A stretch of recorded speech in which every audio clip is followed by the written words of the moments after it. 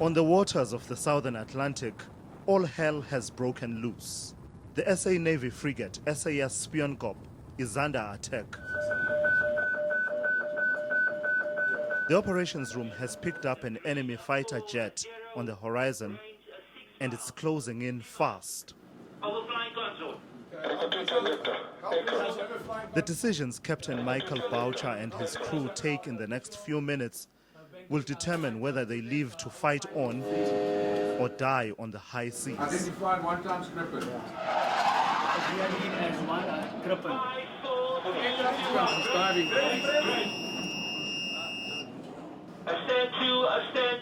Stand two. But this is only a simulation.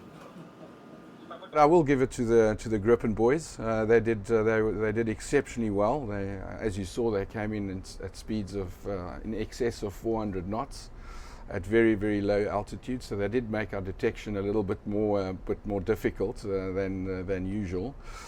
But I'm pleased to say we managed to get lock onto them. We did detect them.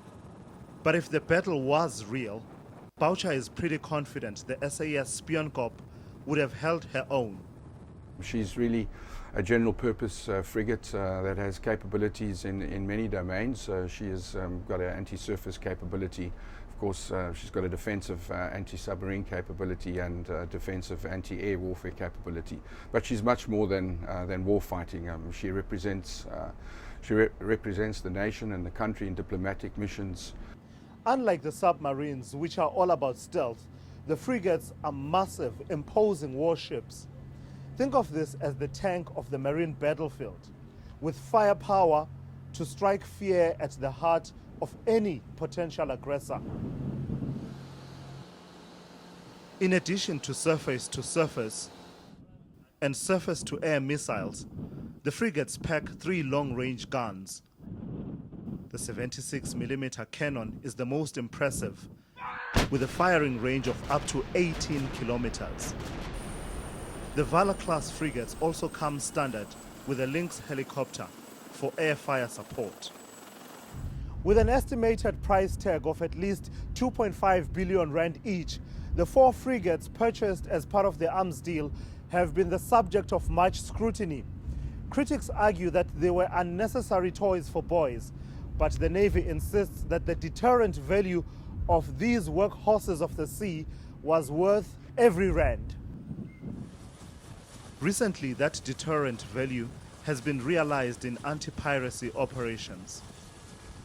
With the presence of the South African Navy, the piracy has declined. And you would know also at a certain period we had SAS Drakensberg, which was patrolling on the eastern, from Mozambique. It was on Copper, but they were requested to go up to Tanzania. And during that process, they encountered piracy, who wanted to hijack the oil rig. But fortunately, Drakensberg and one of the Switzerland vessels, they managed to close down the pirates and they arrested them. In 2010, the frigates were deployed to safeguard the country's maritime borders during the Soccer World Cup. But perhaps the Navy's greatest value is in ensuring the free and safe passage of maritime trade in a country where trade accounts for 50% of GDP. 95% of our trade comes through the sea. So our mandate as the South African Navy is to make sure that we keep that ocean passage as freely as possible from all activities of anti-piracy, illegal smuggling, illegal poaching. While the frigate intimidates potential aggressors with its sheer size and conspicuous firepower, the submarine gets the job done with stealth, capitalizing on the element of surprise. So this is one of the Type 209 submarines, one of the 3 that were purchased by South Africa in the mid to late 90s.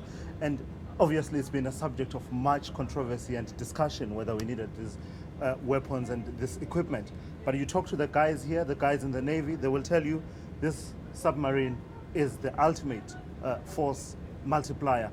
The things that they can achieve with these submarines are things that they say they simply could not have pulled off with the previous Daphne type submarines. At 62 meters, It's a sizable underwater vessel, and it packs quite a punch with up to 8 torpedoes and sophisticated tracking and combat technology. But the sub is virtually undetectable, as the NATO fleet discovered during an exercise in 2007. Had that exercise been a real battle, the SAS Mantatisi would have wiped out NATO's fleet, a feat that's earned the squadron the nickname NATO Busters. Mantatisi came in, and under the command of Commander Gary Kretschmer, he cleaned up the surface force, primarily the NATO surface force. And there were just green flares all over simulating the attacks, etc. And of course, our waters here are very good for submarines. But it shocked a number of naval officers throughout the world. But like the rest of the National Defense Force, the SA Navy is operating on a shoestring budget.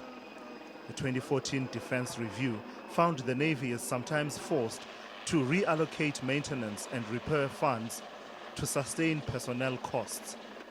And part of the pressure is South Africa's growing strategic role on the continent. The problem is they don't have enough ships to do what they're supposed to be doing. And at one stage, because they have too few ships, all 4 frigates basically were non-operational because they'd worked them into the ground. Partly overcommitted and partly no money for spare parts. And no money for refits. Whether or not defense spending increases from the current 1% of GDP is a political decision. But with a vast shoreline and a sizable exclusive economic zone and continental shelf, the Navy's responsibilities can't be ignored.